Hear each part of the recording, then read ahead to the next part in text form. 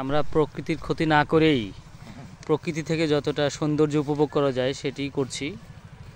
আমরা আজকে আবার ঘুরে ফিরে খাগড়াছড়ির নিউজিল্যান্ড পাড়ে আসছি এই অবারিত ধান ক্ষেত এবং আশেপাশে যা যা আছে সেগুলো দেখার জন্য।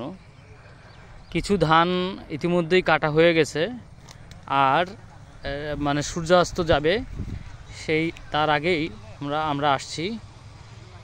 এই মানে যেদিকে দু চোখে যায় ধান আর ধান, পাকা ধান।